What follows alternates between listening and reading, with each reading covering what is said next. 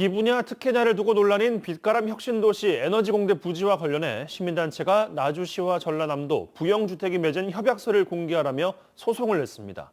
최근 1심 법원이 시민단체의 손을 들어 공개하라는 판결을 냈습니다. 우종훈 기자가 취재했습니다.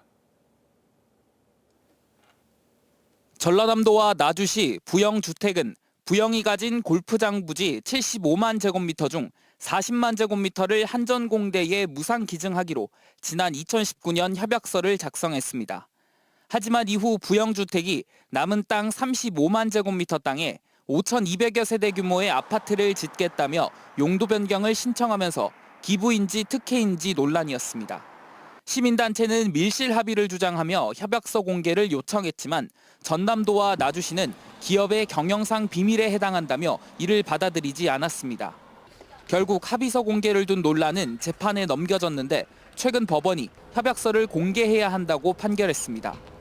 법원은 협약서 내용이 기업의 경영, 영업상 비밀로 볼 수 없고 이것이 공개된다고 해서 기업의 정당한 이익이 침해될 수 없다고 판단했습니다.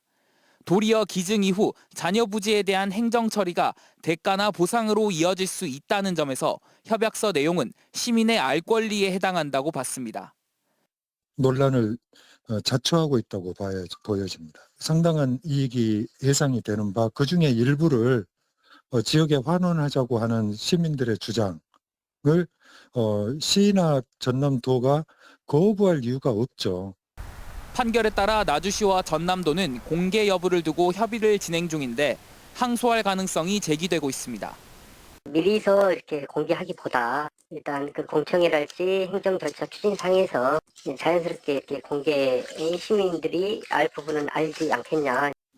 이런 가운데 자녀 부지에 아파트를 짓는 행정 절차는 공전하고 있습니다. 특혜 논란을 의식한 나주시가 지난해 11월 학교와 녹지 부지를 늘리고 용적률과 건폐율도 과도하다며 부영주택의 당초 계획의 변경을 요청했지만 부영주택 측은 이번 달 중순쯤 예정했던 변경 계획서를 아직 내지 않았습니다. 주민공청회에도 불참을 거듭하고 있는 부영주택 측이 협약서 공개 판결을 계기로 자녀 부지 활용 계획에 대해 좀 더 분명한 입장을 내놓을지 주목됩니다. MBC 뉴스 우종은입니다.